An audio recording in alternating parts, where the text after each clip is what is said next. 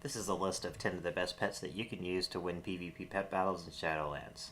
For this video, I'm going to be starting with the 10th best pet, working my way down the list to the strongest pet in PvP, followed by several honorable mentions that didn't quite make a top 10 spot, but I thought were good enough to still talk about. Number 10 is the Mechanical Pandaren Dragonling. The MPD is a really useful pet in PvE because it's currently the only mechanical with Dragonkin damage, making it a double counter to magic pets because it deals strong damage to them with his basic attack, and it takes weak damage from magic attacks. It's also really good in PvP, especially as a sweeper. It's decently fast at 309 speed, so it's going to go first a lot of the time. It has a mechanical racial to bring it back to life, and it has Thunderbolt, which deals split damage AoE, and recently got buffed at the beginning of Shadowlands. Now it does a little bit more damage than it used to, and it's down from a 5-round cooldown to a 4-round cooldown. Split damage AoE is usually better than AoE that doesn't deal split damage, because if your opponent only has one pet alive, and you use an AoE that doesn't deal split damage, like Magma Wave or Primal Cry, it's not going to deal that much damage. You would be better off just using a basic attack. Whereas if you use split damage AoE like Twilight Meteorite or Thunderbolt and they only have one pet alive, it's going to deal all of that damage to their remaining pet, hitting them for about the same damage as 2 basic attacks in just one turn. The only time when AoE that doesn't deal split damage is going to have an advantage over split damage AoE is if your opponent has 2 or 3 pets alive and they use Decoy, you're going to be able to instantly break the Decoy in just one turn using an AoE that doesn't deal split damage AoE like Primal Cry or Acid Rain, and if they have 3 pets alive, it's still going to deal damage to their third backline pet. Whereas if you use split damage AoE into Decoy, it's only going to take away 1 charge of the Decoy and it's not going to deal any damage at all. One thing to be aware of when using split damage AoE like Thunderbolt is if you land a killing blow with Cyclone, Void Cyclone, or the second or third hit of a multi-hit attack like Flurry or Flank, the game's going to bug out from that point onwards whenever it's calculating how much damage to do with split damage AoE, and any pets that you killed with those abilities aren't going to be counted as dead, and they're going to soak some of the damage that the remaining pets should have taken from your split damage AoEs. So for example, if you have an Alpine Foxling with Flurry on your team with an MPD, let's say that you kill their first pet. Then you bring in your Alpine Foxling and you kill their second pet, but the killing blow is the second or third hit of your Flurry attack.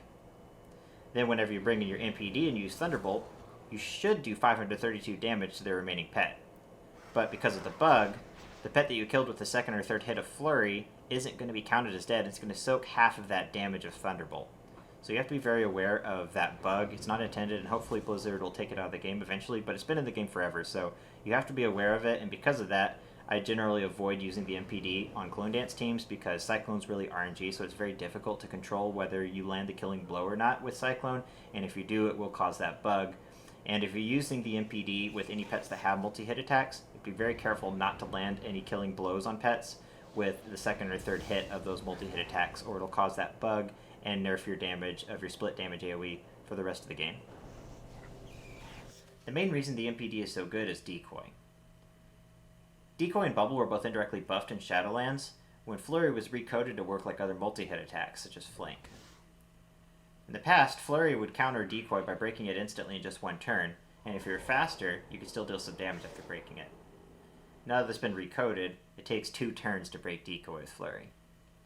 There's still plenty of ways to break Decoy in one turn, such as Trample, Tidal Wave, Magma Wave, Cleanup, Immolation, Barrage abilities such as Nut Barrage, Bone Barrage, or Make It Rain. If the enemy is poisoned, you can use Puncture Wound. If you're lower health, you can use Early Advantage. And if the enemy has multiple pets, you can use AoEs that don't do split damage, such as Primal Cry or Acid Rain, and that will break Decoy.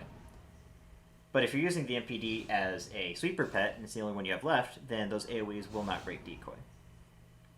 If your opponent doesn't have a way to break Decoy, however, you're basically just going to get a free turn out of using it, and if you can predict when they're using a big cooldown, such as Call Darkness or Twilight Meteorite, it could easily swing the battle in your favor. Number 9 is Jingles. In my opinion, he's currently the best Minefield user. Once his Beast Racial's procced, his Booby Trap Presence hits as hard as a Warbot's Minefield, and his Gift of Winter's Veil also does 690 damage.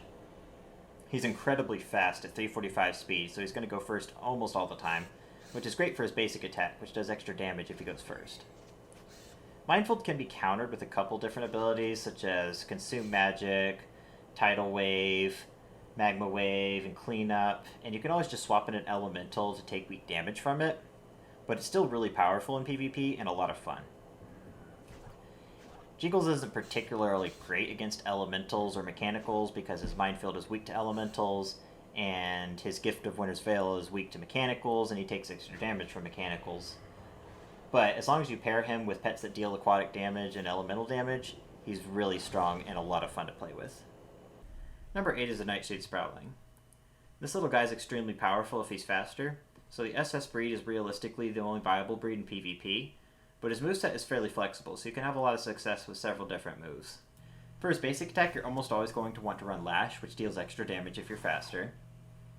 Nature's Ward is really good for tanking damage, throwing up your hot and swapping to the back line, where you can just heal to full and you're safe from everything except AoE abilities.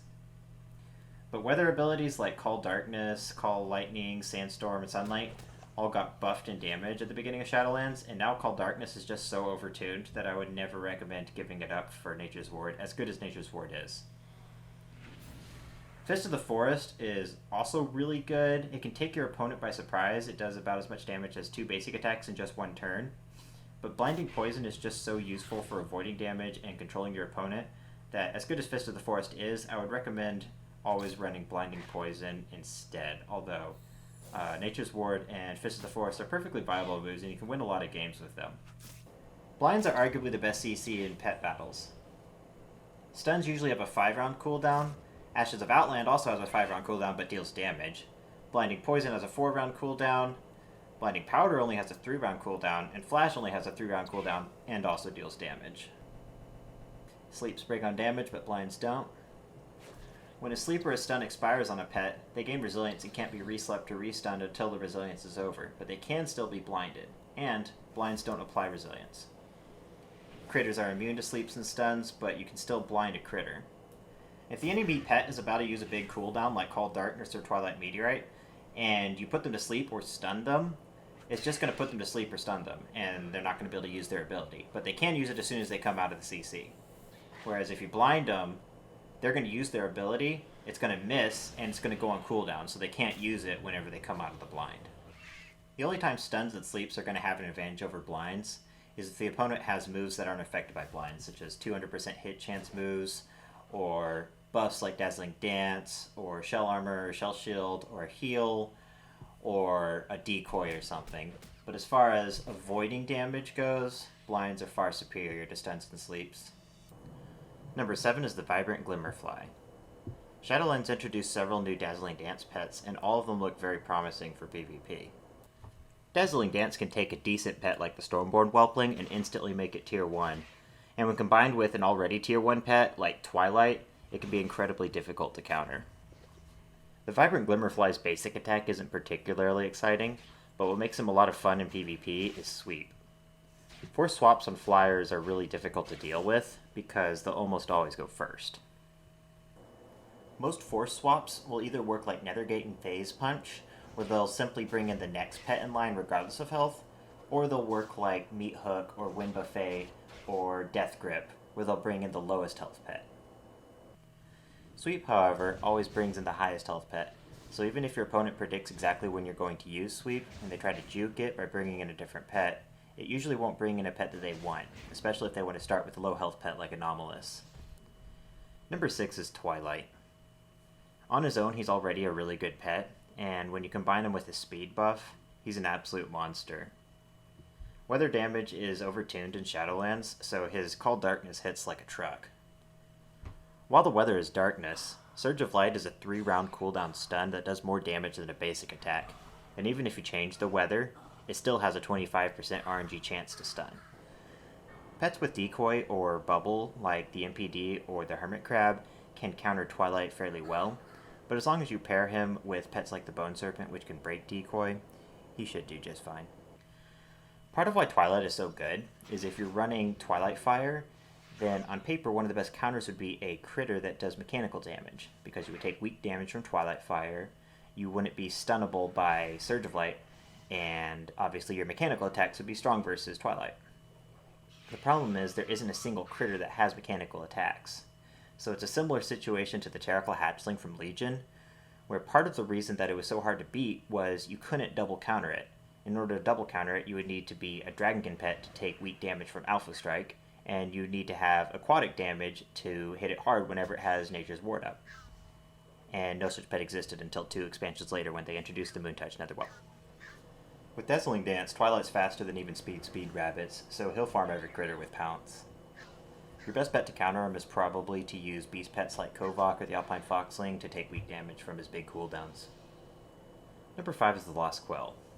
At 366 speed, he's going to outspeed almost everything except Fliers, and his entire moveset benefits from going first. Plot Twist breaks Decoy and Bubble if you want extra utility, but you'll usually want Arcane Slash for the extra damage if you're going first. Because he's so fast, he makes an excellent cleanup pet, but what really makes him so good is his ability to stall out the game and avoid damage while your cooldowns are coming back for your other pets.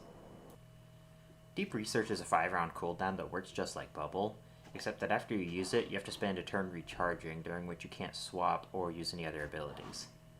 This means that you can't get a free turn out of it the way you can with Bubble or Decoy, but it's still really good for avoiding damage. Stay a While and Listen's a 5-round cooldown that puts the target to sleep for 2 turns. This is a great time to use Deep Research, which takes 2 turns to use, or to swap into a different pet to throw down a trap, or a minefield, or to use a dot of some sort like Sticky Grenade or Curse of Doom. Be aware that Stay a While and Listen applies resilience when it expires, so you won't be able to stun or resleep pets until their resilience is gone. This means if you're using the sleep to throw down a trap, you want to swap them out if you can to avoid the trap going off while they're immune to stuns. Number 4 is the Fiendish Imp. Immolation is one of the best counters for Decoy and Bubble, because as long as it's active, it'll take away a charge from Decoy and Bubble every turn. Humanoids with Immolation are particularly good because of their racial, which will passively heal them for 4% of their health every turn that they deal damage, even if it's from the backline. Immolation has really good synergy with lots of different abilities like Black Claw, Call Lightning, Plague Blood, and Touch of the Animus, and humanoids with Immolation are really overpowered when paired with Sunlight users such as the Blaspheming Ancient or the Singing Sunflower, because it'll not only buff all healing, but it'll also buff their health pools, and of course the humanoid racial is health percentage based healing. Call Darkness is a really good counter for the Imp because it'll nerf its healing by 50%, and Shell Shields and Sandstorm will completely shut down its ability to heal from the backline by blocking all of its immolation damage. The knockoff version of the Fiendish Imp is the Power Rebellious Imp, and his high attack power allows him to hit through Shell Shields and Sandstorms from pets with lower attack power, but if you keep queuing into pets with Sandstorm, you're better off just using pets that don't have dot damage and instead have hard-hitting single-hit attacks, such as the Autumnal Sproutling. What makes the Speed Fiendish Imp the best Imp is his 333 speed combined with Nethergate. If the Imp goes first with Nethergate and the opponent still has multiple pets alive, it'll interrupt the opponent, making them lose their turn, and swap them into the next pet. The Fiendish Imp is so popular in PvP that most experienced players will intentionally organize their pets in a way to have the best fighting chance in case they queue into one. For those of you who don't know exactly how Nethergate works, if your opponent has 2 pets alive and you use Nethergate, it'll always swap in the backline pet. If they have 3 pets alive and their active pet is the first slot pet, it'll always bring in the second slot pet. And if they have 3 pets alive and their active pet is either the second or the third slot pet, Nethergate will bring in the first slot pet. This means you always want to put your pet that you would least want to have swapped in your third slot, and you always want to put the pet that you would most want to have swapped in your first slot, so that if your opponent uses Nethergate and you're on either your second or third slot pet, it'll always bring in your best matchup, i.e. your first slot pet.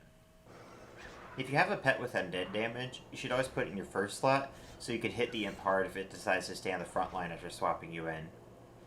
If you have a pet with Sandstorm or Shell Shield, you should always put it in one of your first 2 slots, so that you can block the immolation damage after getting swapped in. And you should always put your strongest starter pet in the first slot, so that whether you're on your second or third slot pet, whenever he uses Nethergate, it'll always bring in that strong starter pet. Number 3 is the Bone Serpent. In Legion, it was arguably the best pet for PvP, and it was about as common to queue into 3 on the same team as it is to queue into triple Anomalus in Shadowlands. At the beginning of BFA it was nerfed, so now you have to choose between Call Darkness and Nocturnal Strike instead of being able to use both, but it's still really good in PvP and one of the most popular pets in my meta.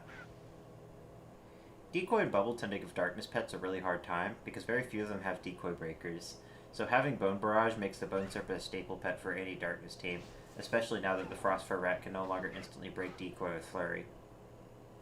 If you're running him with Liftoff, the SS breed is the best breed for the Bone Serpent, especially with the Dazzling Dance pet, but if you're not running him with a Dazzling Dance pet, you'll probably be better off using the HH breed, because you won't be wasting all of your stats and speed. Part of what makes the Bone Serpent so good is he has really good damage type diversity, meaning all of his attacks are strong versus different types of pets. And several of his attacks have self-coverage, meaning that they'll deal strong damage versus pets that would take weak damage from his other attacks. For example, Bone Barrage and Death and Decay are weak versus aquatics, but Liftoff and Nocturnal Strike deal strong damage to aquatics. Liftoff is weak to dragons, but Call Darkness does strong damage to dragons. The only real weakness he has as far as damage diversity is versus beasts, because Call Darkness is weak to them. But he still does normal damage to them with Bone Barrage and Liftoff, and Call Darkness is so overtuned it still does decent damage even to beast pets. Number 2 is Anomalus.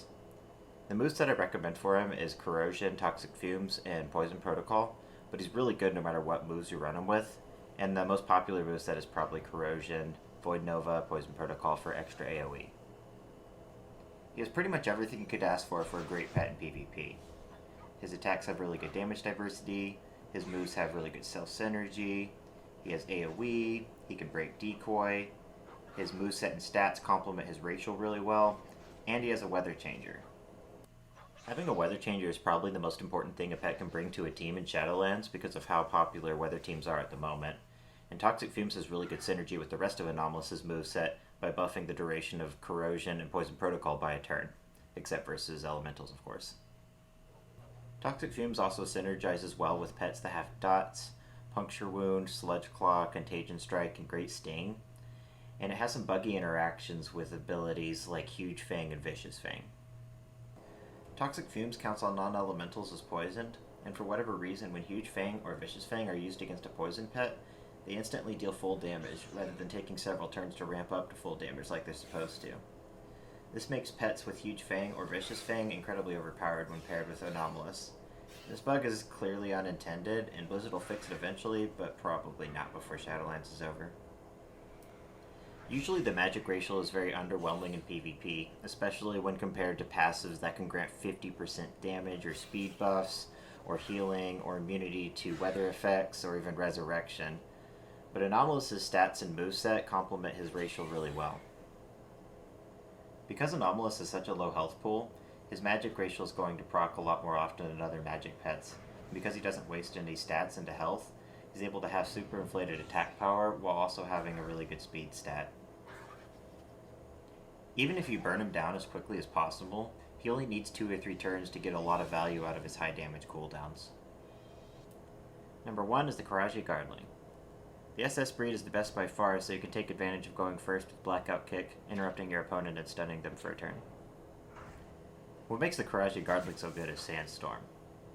Any pet with Sandstorm is pretty much instantly tier 1 just because of how good Sandstorm is. Sandstorm was already arguably the best weather effect in BFA, and Blizzard buffed its damage by 80% in Shadowlands without nerfing its cooldown duration or utility, so now it's just the best ability for PvP hands down. It passively counters AoE, dots, and multi-hit attacks, and even if you have hard-hitting single-hit attacks, it still has a 10% chance for you to just RNG miss. Although Elementals are immune to the 10% miss chance, their attacks are still affected by the damage reduction of Sandstorm. In my opinion, Sandstorm should be nerfed in several different ways. It should not do as much damage as it does currently, and the 10% miss chance should just not exist. It's no fun for anybody, and it just turns the game into an RNG fest. Elementals shouldn't have their attacks affected by its damage reduction. In my opinion, its damage reduction should be reworked because it's currently too oppressive versus AoE teams, dot teams, and multi-hit attacks. Instead of reducing all damage by a certain amount, I think Sandstorm would be much healthier for the meta if it reduced all damage by a certain percentage, like maybe 10 or 15%. This would be a huge buff to AoE teams, and Blizzard would have to compensate by nerfing some of the damage of AoE abilities. But this is all just my opinion, and Blizzard's probably not going to make any of these changes, so at the end of the day, I would be happy if they just reduced the damage back to where it was up through BFA, and then remove the 10% miss chance. Pets with team-wide heals, like Haunting Song, or Bleat, or Wish, are incredibly overpowered when paired with tanky pets like the Anubis Hath Idol, or the Qiraji Guardling, so the Frostwolf Ghostpup and the Power Glimmerfly are 2 of the best pets to pair with the Sandstorm user. Now for some honorable mentions.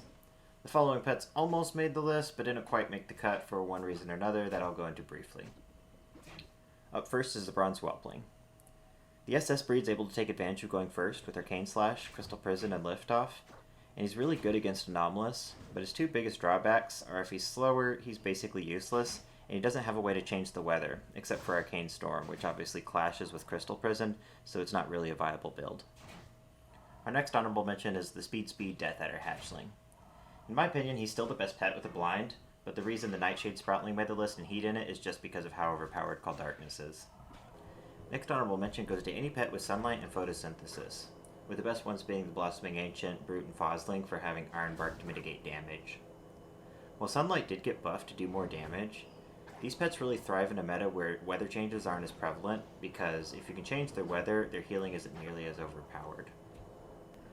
The next few pets I'm going to mention are all going to be Call Darkness pets, including the Speed Frostfur Rat, Power Birds with Nocturnal Strike and Call Darkness, like the Fledgling Warden Owl, Widget the Departed, and the Speed Shadowback Crawler. Darkness is probably the second best weather effect behind Sandstorm, and all of these pets perform really well in Darkness teams. But now that Flurry's been nerfed to no longer break Decoy in one turn, none of these pets can break Decoy instantly, so the Bone Serpent really pulls ahead as a staple pet for Darkness teams, and all of these pets can miss under Darkness while the Nightshade Sproutling can't because of his racial. Next up is the Kunchong Hatchling. He's a really strong starter pet, and he can get a lot of value in just a few turns, but Sandstorm counters him pretty hard, and he doesn't have a way to change the weather like Anomalus. Next few pets I want to talk about are all the new Dazzling Dance pets from Shadowlands, including the helpful Glimmerfly, Spinebug, and the Fluttering Glimmerfly. Situationally, all three of these pets can do better than the Vibrant Glimmerfly, and the best of the four is probably the helpful Glimmerfly with Evanescence. But his dodge isn't really going to help him out against AoE teams for protecting his backline. Spinebug is really good for supporting other pets. He's already faster than the Imp without Dazzling Dance, but on his own, his attack power is really low and his basic attack is really underwhelming. And the Fluttering Glimmerfly has Wish, which is really strong, but it's countered really hard by Darkness, and Darkness is really popular in my meta. The next two pets are the Stormborn Whelpling and the Thunderscale Whelpling. With Dazzling Dance, these pets are really good now that Call Lightning and Thunderbolt got buffed in damage, and they're really fun to play with, but they're not very good against undeads or any pets with Bubble or Decoy, and on their own, they're really not that great. The next honorable mention is the Power Autumnal Sproutling. I usually run him with Fist of the Forest, so with this moveset, he's not going to have a Decoy Breaker, he doesn't have any AoE, and he doesn't have a way to change the weather, but he's really good at what he does do, which is to tank some damage, throw up Nature's Ward, which is buffed by his high attack power, and then just swap to the backline where he can heal the full. He has really hard-hitting single-hit attacks, so he's really good against Sandstorm, and his healing isn't nerfed by Darkness because of his elemental racial. The next honorable mention is the Alpine Foxling, and if I'm being completely honest, he's totally a top 10 pet. If I were to go back and redo the list, I would probably give him the Vibrant Glimmerfly spot, but I gave a bit of preferential treatment to the Glimmerfly just because it's his first expansion. And the Alpine Foxling did lose a little bit of utility now that Flurry no longer breaks Decoy and Bubble, but he's still my go-to Dazzling Dance pet, and even after the Flurry nerf, he's still really good, especially against Bone Serpents. The next two pets are the Twilight Clutch Sister and the Twilight Whelpling. Twilight Meteorite got slightly nerfed at the beginning of Shadowlands, but it's still really good, and these two dragons do really well in AoE teams or with Dazzling Dance pets. On their own, however, their speed isn't anything particularly exciting, they're countered really hard by Decoy, and they don't have a way to change the weather. Up next we have all of the trap pets, with the SP Blazehound being the best one in my opinion. At 305 speed, he's faster than Anomalus, which can really come in handy with Retrieve being one of the few force swap abilities that brings in the highest health pet. Traps are just really good, and they can single-handedly win you games, because they're so difficult to play around because of their RNG nature. Next up we have Direhorns. The best one's probably the Stunted Direhorn just because he hits the hardest, but they're all about the same and they're all really good. Primal Cry plus Horn Attack is a really good combo, and if you get lucky it can single-handedly win you games. Primal Cry is just a really good ability in PvP. It has AoE, it breaks Decoy, it applies a slow, it has a short cooldown, and the slow duration is longer than the cooldown. The biggest downfalls with Direhorns is they don't have any damage diversity, They're very RNG dependent, and they don't have a way to change the weather. The next honorable mention is the Moon-Touched Nether Whelp. A lot of people might be surprised I don't consider him a top 10 pet because he has a blind that deals more damage than a basic attack, plus a dodge or an AoE if you want, and his basic attacks are really cool and his stats seem alright. And he's really good. He's definitely tier 1. I just don't think that he's a top 10 pet for several reasons. First of all, he doesn't have any way to change the weather or break decoy, and frankly 289 speed is just not that impressive for a pet whose moveset really depends on him being faster. Phase Shift, Ashes of Outland, and Nethergate all get most of their value from going first, and even when paired with a Dazzling Dance pet, he's really not going to do that well against pets like Anomalus, because by the time you've thrown up Dazzling Dance, swap that pet out and brought in your Netherwhelp to go for maybe a Blind or a Nethergate, the damage is already going to be done, and Anomalus is going to have erased half your team's health. In the future meta, he might do a lot better, but with the prevalence of Anomalus and Darkness pets that outspeed him, he just isn't a top 10 pet, although he is still really good. Up next is the Jademist Dancer. He has a lot of things going for him that make him a great pet in PvP. He's decently fast, he has a decent racial, his moves have good synergy with each other, he has AoE that can change the weather and break decoy, and he's hands down the best rain dance user you can put on a clone dance team, in my opinion. The problem is, clone dance just isn't that good in the current meta because of how overpowered Sandstorm and Darkness are. The only time I ever find myself playing clone dance is if someone's spamming the queue with a Photosynthesis Sunny Day team, like a Blossoming Ancient, a Singing Sunflower, and a Magical Crawdad, and I just want to hard counter them with a Blight Hawk, Jademist Dancer, and a Purple Puffer. Next up is the Hermit Crab. His blatantly overpowered stats combined with a great moveset made him easily one of the top 5 pets of BFA, but now that his stats have been properly balanced, he's still a tier 1 pet, but nowhere near top 10 material. Aside from better than average speed, and some damage avoidance with Bubble and Dive, he doesn't really bring anything to the table. He doesn't have any damage diversity, he doesn't have a weather changer, he doesn't have any AoE, and he can't break decoy, so he's a good pet with Bubble, but that's about it. Next we have the Frostwolf Ghostpup. Like I said earlier, he's one of the best pets you can put on a Sandstorm team, because Sandstorm counters aquatics, which take weak damage from Ghostly Bite. Haunting Song is a really powerful AoE heal that scales with his high attack power, and his attacks do well under Sandstorm because they aren't dots, they aren't multi-hit attacks, they aren't AoE, they're just hard-hitting single-hit attacks.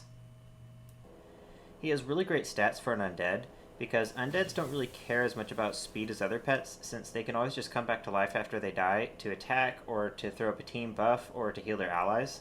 And Ghostly Bite's a really good ability on undeads, because if they use it on their turn of immunity, they basically just ignore the stun penalty. The only reason I didn't give him a top 10 spot is he doesn't really have any utility, like a weather changer, or CC, or an item remover, or AoE, or a way to break decoy quickly, or anything like that, but he is still arguably top 10 material just for how well he does in Sandstorm teams. And the last honorable mentions are going to be any pet with Sandstorm.